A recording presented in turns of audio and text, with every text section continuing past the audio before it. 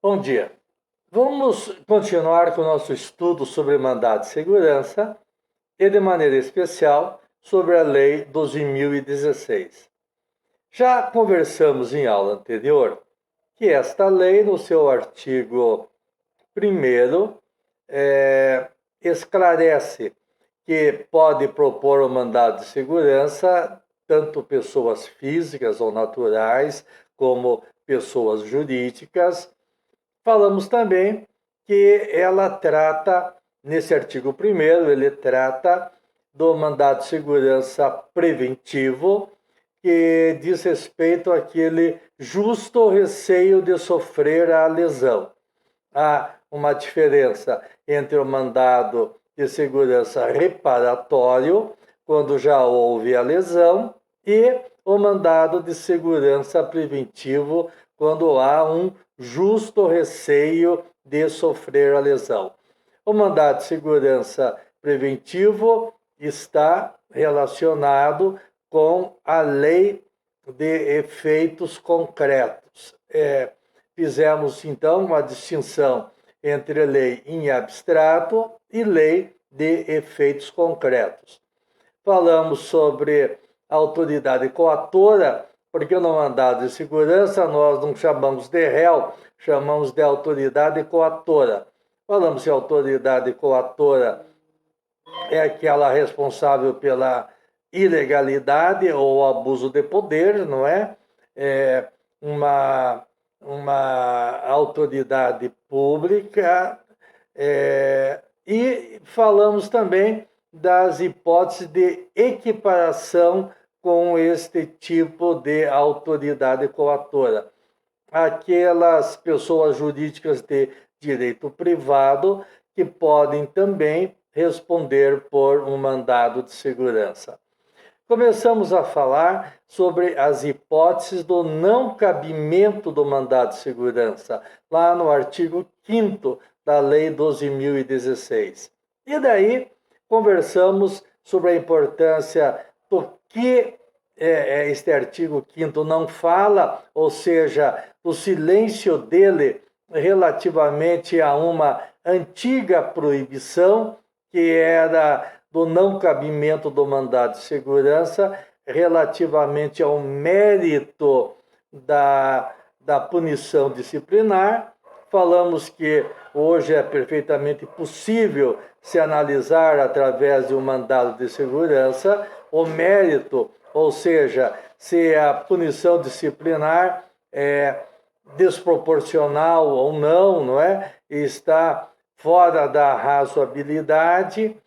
E falamos da primeira hipótese, que é a existência de um recurso administrativo com efeito suspensivo e independentemente de caução. Temos o exemplo do recurso administrativo, aquele recurso relativamente a uma glosa do imposto de renda, em que a pessoa pode entrar com um recurso para um conselho de contribuintes e esse recurso tem efeito suspensivo e não depende mais de caução como dependia anteriormente. Portanto, se o recurso administrativo não tiver efeito suspensivo, cabe o mandado de segurança. Se o recurso administrativo tem efeito suspensivo, mas exige caução, também é uma hipótese de mandado de segurança. Bem, esta é uma questão voltada a atos administrativos. Mas não só a administração pública que pode cometer ilegalidades ou abuso de poder. Também a autoridade judiciária pode cometer ilegalidade ou abuso de poder. Qualquer autoridade pública. E as demais hipóteses de não cabimento do mandado de segurança previstas lá no artigo 5º, aí dizem respeito a atos do Poder Judiciário. Bem, leiamos, portanto, o artigo 5º, inciso 2º. O artigo 5º, então, diz no seu caput: não se considerará mandado de segurança quando se tratar, vamos já para a segunda hipótese, não é? De decisão judicial da qual caiba recurso com efeito suspensivo. Mais ou menos como a primeira hipótese. Bem, há uma decisão judicial, digamos, ilegal, com abuso de poder. Há dessa decisão judicial também cabe mandado de segurança. Porém, se dessa decisão judicial couber um recurso com efeito suspensivo, não caberá mandado de segurança. A parte interessada deverá usar do recurso judicial e não do mandado de segurança. Portanto, quando dessa decisão judicial couber recurso, mas só com efeito devolutivo, e a decisão for uma decisão ilegal ou com abuso de poder, vamos imaginar ceder uma liminar de despejo em relação a um hospital aí nessa crise que nós vivenciamos. Ora, essa liminar pode causar um dano irreparável à sociedade, a determinadas pessoas, e se dessa liminar ou desta sentença de despejo couber recurso apenas com efeito devolutivo, caberá um mandado de segurança. Porque no efeito devolutivo, aquela decisão poderá ser executada imediatamente, né? Um despejo poderá ser executado imediatamente, causando, como eu disse, inúmeras consequências, até mesmo funestas, sobre as pessoas que dependem ali daquele atendimento hospitalar. Por isso, diz o artigo 5º, inciso 2º, que não será concedido mandado de segurança de decisão judicial da qual caiba recurso com efeito suspensivo. Se o recurso tiver efeito suspensivo, suspende-se a execução daquela sentença ou daquela liminar. Porém, se o recurso for meramente devolutivo, caberá sim o mandado de segurança. Mas caberá o mandado de segurança para dar efeito suspensivo àquela decisão que tem efeito meramente devolutivo. Então, concede-se o mandado de segurança para dar efeito suspensivo àquele recurso que tem apenas efeito devolutivo.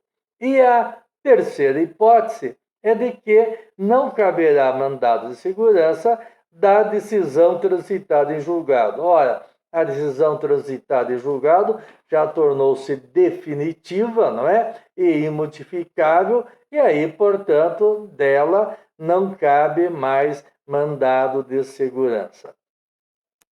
Bem, as hipóteses, portanto, de não cabimento do mandado de segurança são 3. A primeira, repetindo, em relação ao ato administrativo, do qual caiba recurso com efeito suspensivo, independentemente de caução.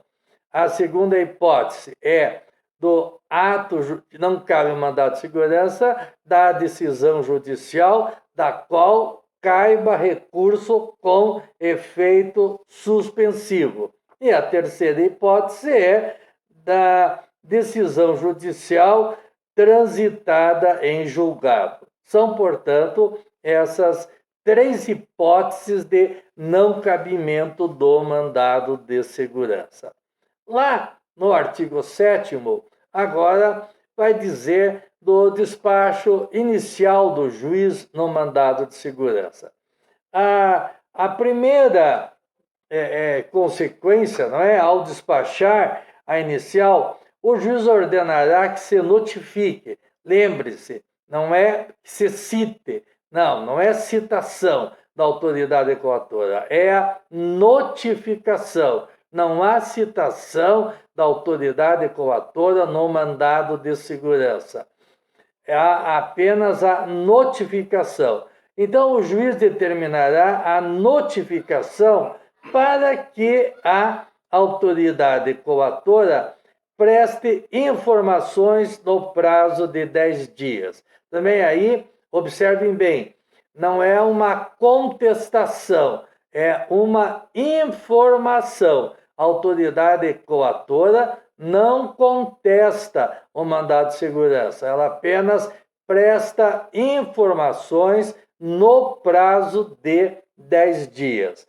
Vai dizer também o inciso 2º do artigo 7º que deve-se, daquele mandado de segurança, dar ciência ao órgão de representação judicial da pessoa jurídica interessada.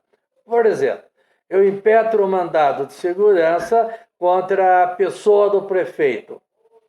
Tenho que dar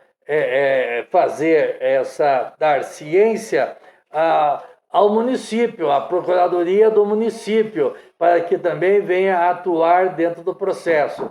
O ato é contra o governador, eu tenho que dar ciência ao órgão de representação do Estado do Paraná, para que ele também venha acompanhar o processo. E o item 3, ele vai dizer da liminar.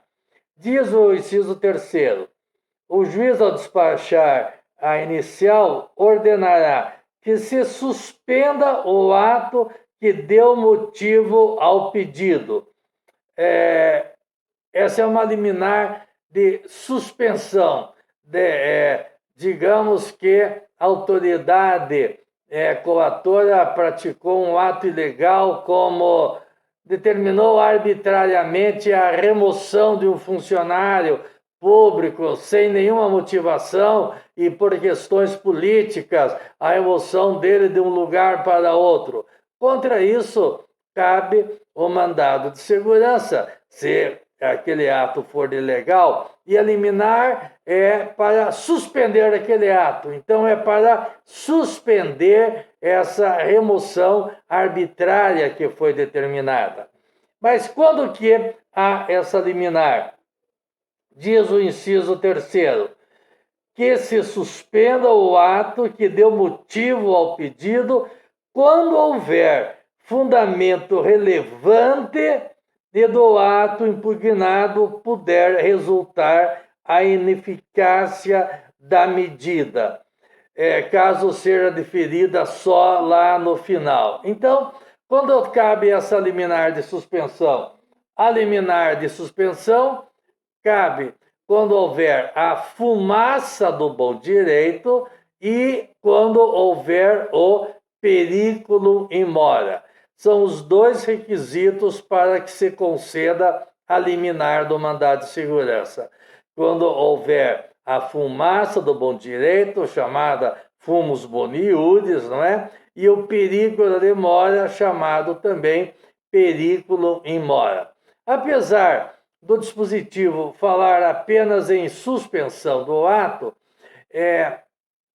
pode também essa liminar ter um caráter de tutela antecipada, ou seja, conceder aquilo que for necessário para a pessoa. Digamos, ela quer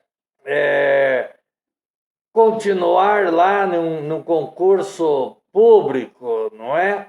E foi desclassificada de uma maneira ilegal, ou com abuso de poder. Então, a pessoa quer uma liminar no sentido positivo, não só no sentido negativo. No sentido negativo é suspender. O sentido positivo é dar o direito para ela continuar participando do concurso. Então, apesar do dispositivo falar só em um ato negativo como suspender, é possível a liminar também ter um caráter positivo, ter uma carga positiva, ou seja, concedendo algo já de imediato para que a pessoa possa prosseguir lá, digamos, nesse concurso.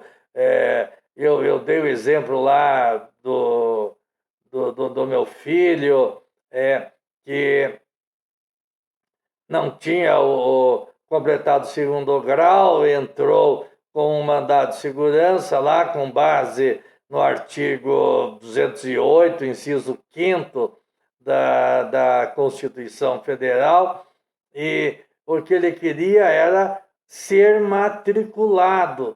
Agora, se não desse a liminar para que ele fosse matriculado, de nada adiantaria essa liminar vir lá no final do processo, quando ele já teria perdido a época da matrícula, não é? E já teria perdido, quem sabe, alguns meses até de conteúdo das matérias lá do ano letivo. Então, a liminar pode ter um caráter negativo, de suspender, e um caráter positivo, o de conceder.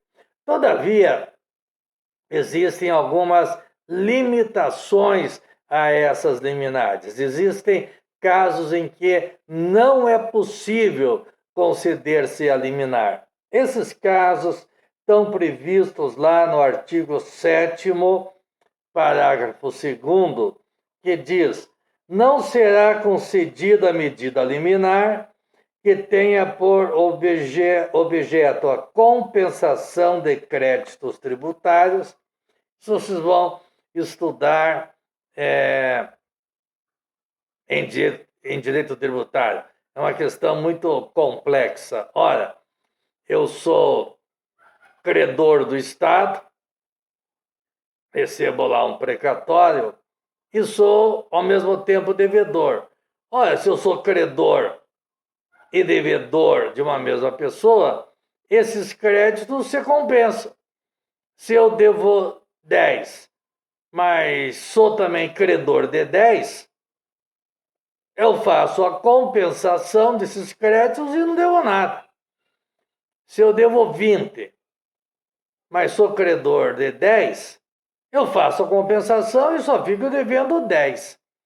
Mas nas questões tributárias existe uma polêmica enorme, porque o Estado deve e não quer pagar. E quando ele é credor, ele quer receber. Então, quando ele é devedor, ele não quer pagar. Mas quando ele é credor, ele quer receber, com juros, correção monetária, multas, etc. Bem, e então os devedores, quando são credores, normalmente eles pedem essa compensação entre o débito que eles têm com a Fazenda Pública e o crédito que eles têm com a Fazenda Pública. Então, isso é bastante discutível. Mas esse dispositivo, esse parágrafo 2º, de cara já diz: não é possível conceder-se liminar para a compensação de crédito tributário. Lá no final, pode ser que haja essa autorização, mas liminarmente não é possível conceder-se essa liminar para compensar crédito tributário. Prossegue esse dispositivo, então. Não será concedida medida liminar que tenha por objeto a compensação de créditos tributários, a entrega de mercadorias e bens provenientes do exterior. Então, vem uma importação e está presa lá na alfândega por algum problema, não é?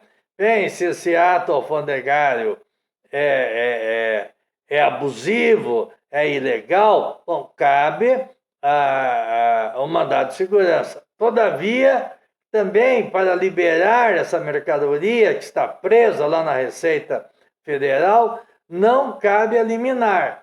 Pode ser concedido isso através de uma sentença no final, mas não cabe a liminar quando estas mercadorias elas sejam provenientes do exterior.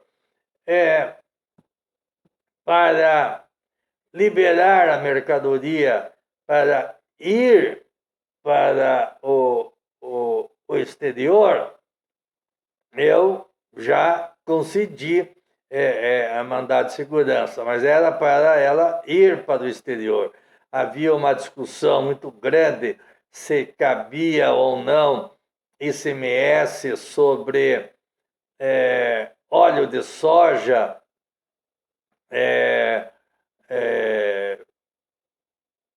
envasado ou não estava envasado, não me lembro exatamente qual era a situação, mas era uma situação duvidosa se cabia ou não ICMS sobre aquela mercadoria que estava sendo exportada. E era um navio cheio de óleo de soja. E estava parado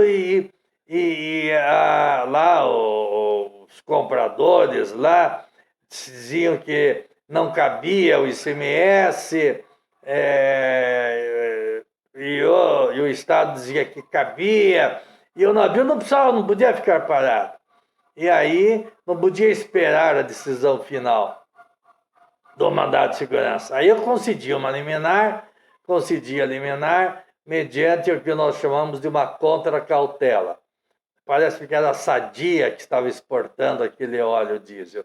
Concedi a liminar mediante a obrigação da Sadia de deixar ali uma caução, um imóvel ou depósito em dinheiro correspondente àquele tributo. O navio poderia prosseguir, mas se a Sadia não tivesse razão, ou seja, tivesse que pagar o ICMS, tinha lá um determinado bem que já estava calcionado e esse bem iria responder pela dívida aí da Sadia. Mas aqui a hipótese que não cabe a liminar é quando a mercadoria veio do exterior, está presa lá na alfândega e a pessoa impetra um mandado de segurança e não é possível liberar essa mercadoria através de uma liminar. Pode ser liberado através da sentença final, mas não através de uma liminar. Outras hipóteses relativamente a isso, continua o parágrafo 2º. Então vamos relê-lo para ficar bem claro. Não será concedida medida liminar que tenha por objeto a compensação de créditos tributários, a entrega de mercadorias e bens provenientes do exterior, e agora, relativamente aos servidores, a reclassificação ou equiparação de servidores públicos e a concessão de aumento ou a extensão de vantagens ou pagamento de qualquer natureza. Então, o servidor público tem direito, digamos, a uma reclassificação. Sempre temos mandado de segurança assim, o servidor tem direito à reclassificação e o Estado ou o município não reclassificam, não promovem os seus funcionários. Então, a reclassificação ou equiparação de servidores públicos existem para aquelas pessoas que têm as mesmas funções, devem ter o mesmo salário também, não é? Devem ser equiparados. Bom, pode ser concedido o mandado de segurança para essa equiparação, só não pode ser concedida a liminar, determinando desde logo a equiparação. O servidor público pode ter direito a um aumento. Cabe o mandado de segurança para garantir o aumento do servidor público? Cabe, mas não cabe a liminar, Não pode esse aumento ser concedido liminarmente. E qualquer outra vantagem ou pagamento de qualquer natureza, o servidor público pode ter esse direito sim, mas esses direitos só serão concedidos no final, na sentença final, não em liminar.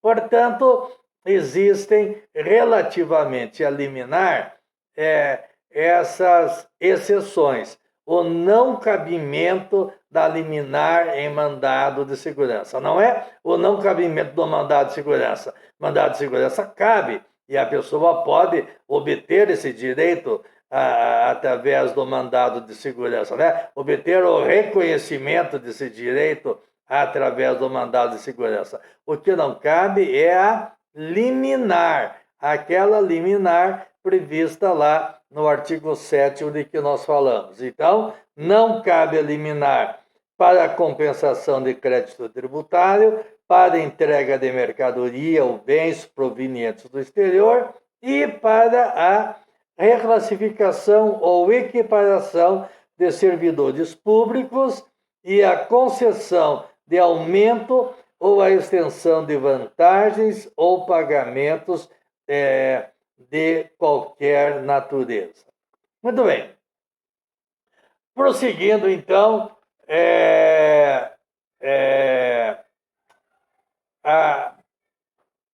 a Lei 12.016. Vamos daí para o artigo 12. O artigo 12 ela vai dizer: fim do prazo a que se refere o inciso 1º, ou seja, aquele prazo de 10 dias da notificação, não é? O juiz ouvirá o representante do Ministério Público. O Ministério Público, ele sempre participa no mandado de segurança. Então, o juiz ouve o Ministério Público, que deverá opinar no prazo de 10 dias. Aí, com o parecer ou sem o parecer do Ministério Público, o juiz deverá proferir a decisão no prazo de 30 dias. Esses prazos, os senhores sabem, eles são chamados, esse prazo do juiz, não é? De 30 dias, ele é chamado prazo impróprio, porque muitas vezes é impossível, não é? Se conseguir encerrar um processo de mandado de segurança ou conceder aí uma sentença nesse prazo. Mas está ali o prazo previsto e ele, naturalmente, deve obedecer. O mandado de segurança ele pode ser impetrado perante o juiz de primeiro grau, mas ele pode ser impetrado também diretamente no tribunal, conforme for a hierarquia da autoridade pública. Essa é uma questão aí que vocês irão estudar mais tarde a respeito da competência em razão da hierarquia. Por exemplo, o mandado de segurança contra lá o presidente da República deve ser impetrado lá no Supremo Tribunal Federal, não é?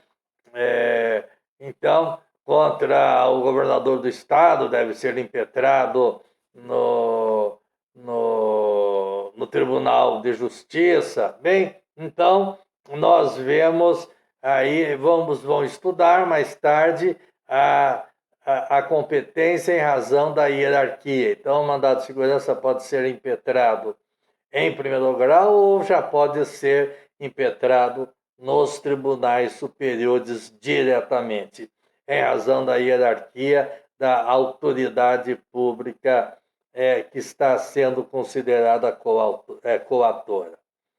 Bem, e aí vem a sentença.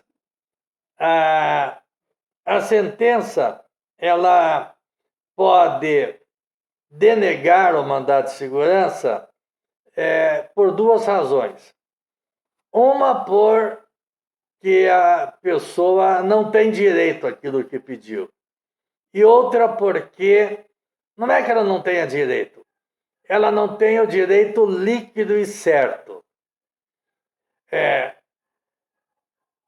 Ou seja, para demonstrar aquele direito, precisa de uma prova no decorrer do processo. Se precisar dessa prova, então daí não tem o direito líquido e certo. Direito líquido e certo, nós já falamos, é o chamado fato incontroverso. Então, impetrou-se lá um mandado de segurança em que alguém lá fazia lá o concurso para a polícia e teve lá uma prova de tiro e ele errou o alvo. E ele impede o mandado de segurança para prosseguir no concurso, dizendo que ele errou porque a arma era defeituosa. Ora, se eu tiver que provar que a arma é defeituosa, não cabe o mandado de segurança. Porque no mandado de segurança, nós já vimos lá no começo, não é possível a chamada dilação probatória. Então, se a arma é imprestável ou não, você tem que provar isso no decorrer do processo. Se tiver que provar isso, daí não irá caber o mandado de segurança. Bom, então, o mandado de segurança pode ser negado ou porque a parte não tem o direito, ou porque não tem o direito líquido e certo. Ou seja, para comprovar o seu direito, há necessidade de uma dilação probatória. E aí não cabe o mandado de segurança. Bom, se a ordem foi denegada porque ele não tinha direito líquido e certo, nada impede dele entrar daí com uma ação própria, comum, para provar aquele seu direito. Agora, o mandado de segurança pode ser denegado porque a parte não tem direito. Bem, se o mandado de segurança for denegado sob o argumento de que a parte não tem direito àquilo que ela pretende, aí a parte não pode renovar esse pedido numa outra ação. Aí faz coisa julgada material, ou seja, a decisão do juiz é imodificável. Então, nós temos que prestar atenção nas duas hipóteses em que a ordem é denegada. A ordem é denegada porque não tem direito líquido e certo, e daí o interessado pode pleitear novamente o seu direito através de uma ação própria, ou porque não tem direito. E aí, se não tem direito, não pode mais reiterar aquele pedido em outro tipo de ação. Bem, também vai dizer o dispositivo que o mandado de segurança, uma vez concedido o mandado de segurança, da decisão que conceder o mandado de segurança, dela cabe o chamado reexame necessário. O que é o reexame necessário? O reexame necessário é a garantia do que se chama do duplo grau de jurisdição. Ou seja, vocês vão estudar isso em processo civil. O exame necessário ou garantia do duplo grau de jurisdição é quando o juiz decide contra a fazenda pública, mesmo que a fazenda pública não queira recorrer daquela decisão, o juiz recorre da sua própria decisão. É o chamado recurso de ofício, ou reexame necessário, ou duplo grau de jurisdição necessário. Ou seja, o juiz ele vai recorrer da sua própria decisão. Mas isso apenas é quando a sentença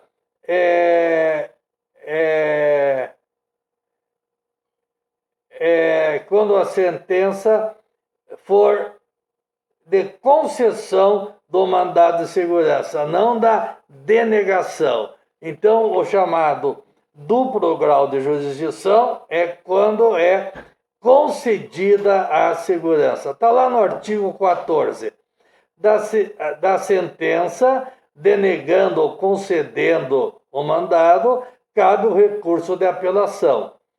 Concedida a segurança, a sentença estará sujeita obrigatoriamente ao duplo grau de jurisdição. Ou seja, concedida a segurança, mesmo que a autoridade coatora não recorra, que o órgão lá que a represente não recorra, o juiz terá que recorrer da sua decisão. Mas o duplo grau obrigatório é só quando a sentença ela é concessiva, quando ela conceder o mandado de segurança.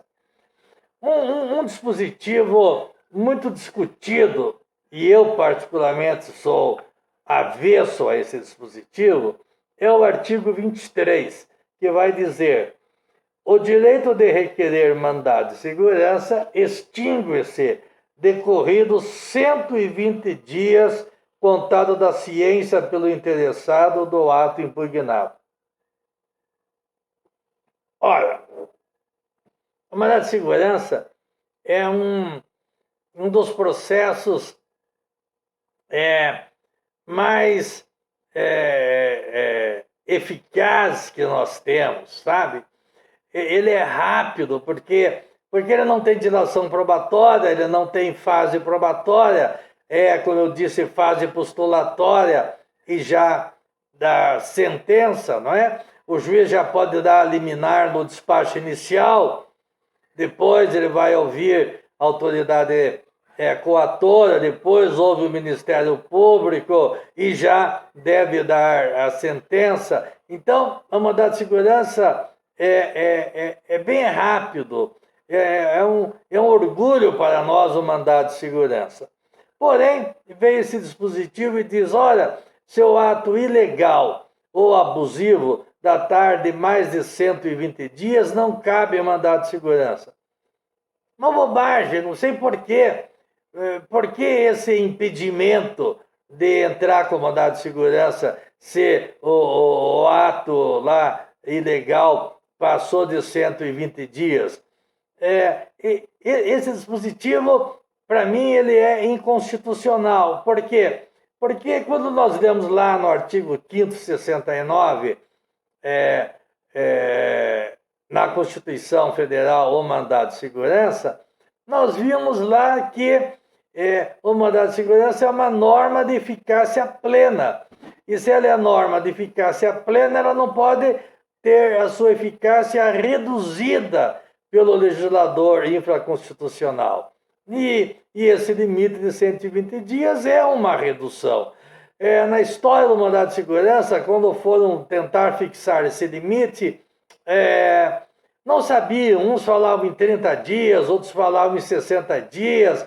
Então foi aleatória essa fixação do prazo de 120 dias. Na verdade, se poderia estabelecer o prazo de 120 dias para a não concessão de uma liminar, dizendo: olha, vocês já passaram 120 dias, não é um caso assim de urgência, mas não é que isso não importe em que se corrija logo uma ilegalidade ou um abuso de poder.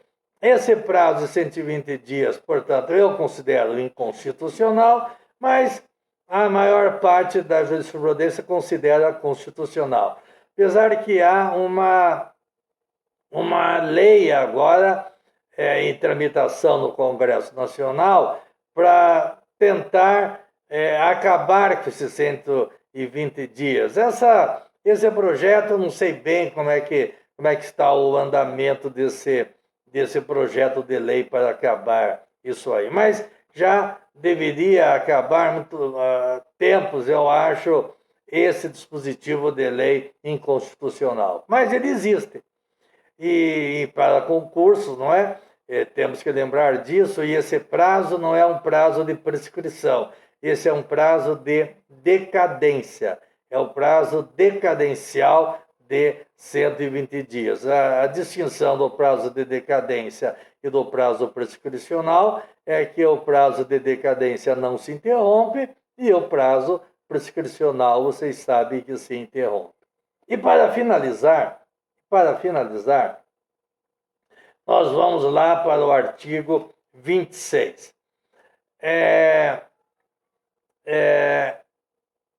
A carga de eficácia do mandado de segurança pode ser apenas declaratória, como no caso lá de compensação de crédito tributário. Mas ela pode, e a carga tributária natural dela é uma carga tributária mandamental. No mandado de segurança, o juiz não condena. No mandado de segurança, o juiz ordena. Então, é uma carga mandamental. É uma ordem para fazer ou deixar de fazer alguma coisa. E existia uma polêmica enorme. Quais eram as consequências do descumprimento da ordem judicial por parte da autoridade pública, não é? Do servidor público. Chegava-se ao absurdo de dizer que o servidor público não precisava cumprir a ordem judiciária ou a decisão judicial, porque o crime de desobediência não lhe atingia. O argumento era que lá no artigo 330 do Código Penal dizia que o crime de desobediência estava entre aqueles relacionado com crimes praticados pelo particular contra a administração pública. Ora, se o crime desobediência é aquele praticado por particular contra a administração pública, o servidor público não é particular e, portanto, ele não comete o crime de desobediência. Era realmente um pensamento absurdo, não é? Que não tinha cabimento esse raciocínio, até porque o servidor público, quando não cumpre uma ordem judicial, ele não está agindo como servidor público, porque a obrigação do servidor público é cumprir a ordem judicial. Todavia, para evitar essa polêmica, veio a Lei 12.016, em boa hora, estabelecer lá no artigo 26 o seguinte: constitui crime de desobediência o não cumprimento das decisões proferidas em mandado de segurança, sem prejuízo das sanções administrativas e da aplicação da lei. Então, esse artigo 26, para acabar com a polêmica, ele vai dizer: nada disso. Há sim o crime de desobediência quando não se cumpre, quando a autoridade coatora, que normalmente é um servidor público, é uma autoridade pública, há crime sim de desobediência quando ela não cumpre uma ordem judicial. E alguns vão dizer: mas não faz mal essa questão de crime de desobediência, porque é um crime de menor potencial ofensivo, a pessoa vai lá e faz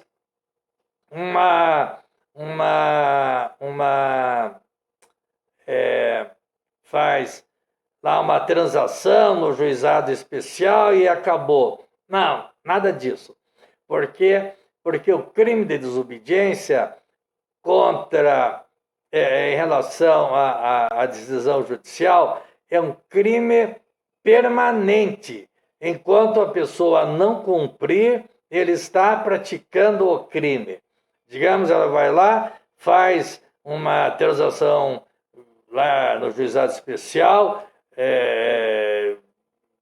relativamente a esse crime de desobediência, a hora que ela sai da sala da audiência, ela continua cometendo o crime. Tem que voltar e fazer nova transação e daí já não é mais possível.